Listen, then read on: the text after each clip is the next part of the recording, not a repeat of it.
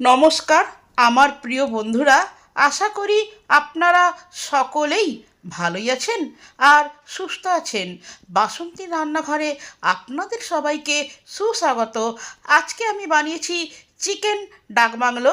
লুচি কিংবা পরোটা, ভাত কিংবা রুটি কিংবা যে কোনো ধরনের রাইস, ফ্রায়েড রাইস, জিরা রাইসের সঙ্গে আপনারা অনায়াসে খেতে পারবেন। আসুন আপনাদেরকে সঙ্গে নিয়েই বানিয়ে ফেলি অসাধারণ স্বাদের চিকেন ডাক বাংলো। চিকেন ডাক বাংলো রান্না করার জন্য যে উপকরণগুলো লাগবে সেগুলি হলো 3 পিস আলু, 3 পিস ডিম, আর এখানে আছে 500 গ্রাম চিকেন। চিকেনগুলোকে নুন হলুদ মাখানো আছে। আর লাগবে 2 চামচ টক দই, 3টে টমেটো, ছোট ছোট আছে, বড় হলে একটা হলেই হবে, কিছুটা আদা কুচো, কিছুটা গোটা রসুন, কিছুটা পেঁয়াজ কুচানো, 3টে কাঁচা লঙ্কা। এই রসুন, কাঁচা লঙ্কা, আদা আর পেঁয়াজ সব একসঙ্গে বেটে চিকেনে মাখাতে হবে। একটা মিক্সি জার নিয়েছি, এই জারের মধ্যে আদা, রসুন, কাঁচা লঙ্কা আর কিছুটা পেঁয়াজ,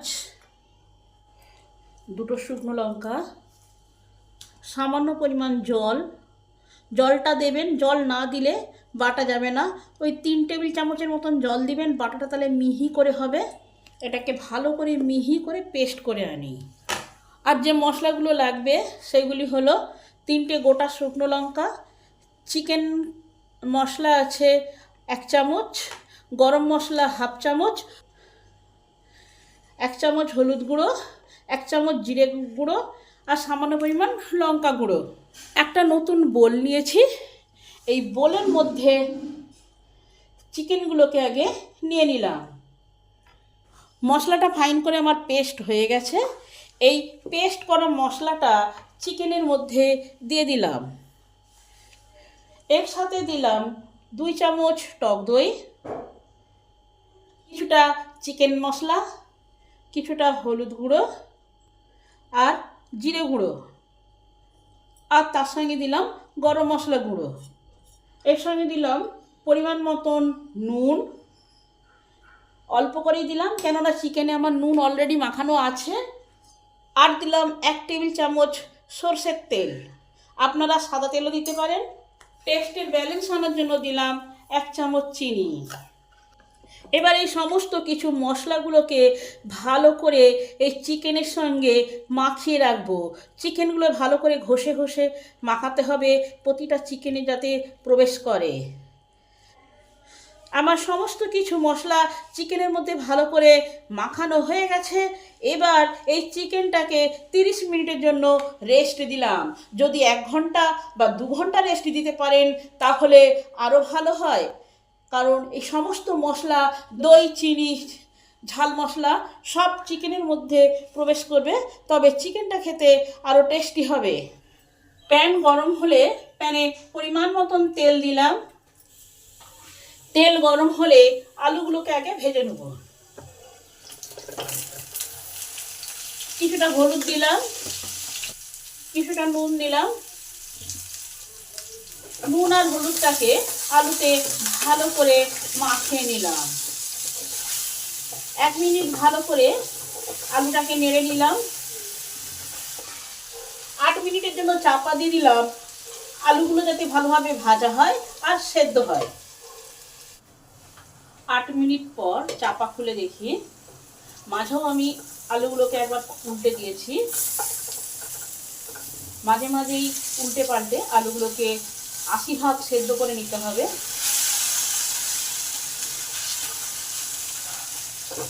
আর 20% গ্রেভিতে সেদ্ধ হবে, তাহলে আলুগুলো খেতে টেস্টি লাগবে।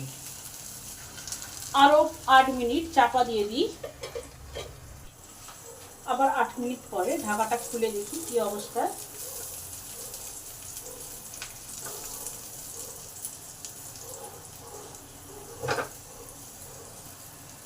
আলুগুলো সেদ্ধ হয়ে গেছে 80 ভাগ, আর ভাজাও হয়ে গেছে। এবার নামিয়ে নিতে হবে। এবারে ডিমগুলোকে ভেজে নেব। কিছুটা হলুদ দিলাম, কিছুটা নুন দিলাম, এরকম হালকা করে ভেজে নেবো, বেশি কড়া করে ভাজবো না। ডিমগুলো আমার ভাজা হয়ে গেছে, এবার নামিয়ে নেব। এবার এই কড়াতে কিছুটা তেল দিলাম, কিছুটা দারুচিনি, 2টো এলাচ আর 3টে লবঙ্গ দিলাম। তার সঙ্গে 2টো শুকনো লঙ্কা, 2টো তেজপাতা দিলাম। এইগুলোকে 1 মিনিট আগে ভালো করে ভেজে নেব। এই গরম মশলা যত ভালো ভাজা হবে তত গ্রেভিটা খেতে টেস্টি হবে। গরম মশলাগুলো আমার ভালো করে ভাজা হয়ে গেছে, 1 মিনিট ধরে ভেজেছি। এই সময় রসুন কুচো আছে সেটা দিয়ে দিলাম। রসুনগুলোকে একটু লাল লাল করে ভাজবো। রসুনগুলো আমার 1 মিনিট ভাজা হয়ে গেছে। পেঁয়াজগুলো দিয়ে দিলাম। পেঁয়াজগুলোকে একটু ভালো করে ভাজবো। পেঁয়াজটা যাতে তাড়াতাড়ি ভাজা হয় তাই পরিমাণ মতো নুন দিলাম।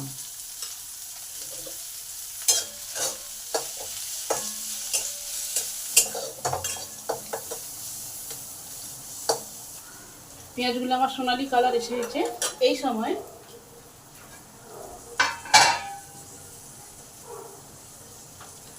এই চিকেনটাকে দিয়ে দিলাম। এবার এইগুলো যাতে ভালোভাবে কষা হয়, চিকেনটাকে ভালো করে 5-6 মিনিট কষে নিতে হবে। চিকেনের মশলাগুলো যাতে কাঁচা গন্ধগুলো চলে যায় সেদিকে লক্ষ্য রাখতে হবে। কাঁচা গন্ধগুলো রয়ে গেলে চিকেনের টেস্টটা বাজে হয়ে যাবে, তখন খেতে পারবে না। 5 মিনিট চাপা দিয়ে দিলাম যাতে চিকেনগুলো ভালো করে নরম হয়। 5 মিনিট পর চাপাটা খুলে দেখি, আরও 5 মিনিট ভালো করে চিকেনটাকে কষে নেব। চিকেনটা আমার সেদ্ধ হয়ে এসছে। এই সময় টমেটোগুলো কেটে দিয়ে দিলাম, তার সঙ্গে হলুদ গুঁড়ো আর লঙ্কা গুঁড়োও দিলাম। আবার এই ভালো করে মশলাগুলো নেড়ে নেব। টমেটোগুলোকে একটু নরম হতে দেবো। এই সময় তাপটা একটু মিডিয়ামে আছে।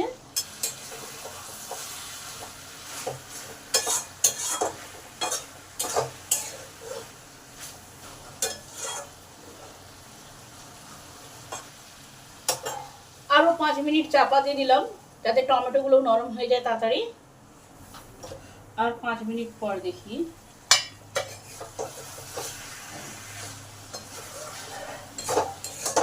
টমেটোগুলো নরম হয়ে গেছে, মশলাটা ভালোভাবে কষা হয়ে গেছে, তেল ছাড়তে শুরু হয়েছে। সময় এতে জল দিয়ে দেবো। জলটা গরম করে এতে দিয়ে দিলাম। এই রেসিপিটা একটু ঝোলঝোলি হয়।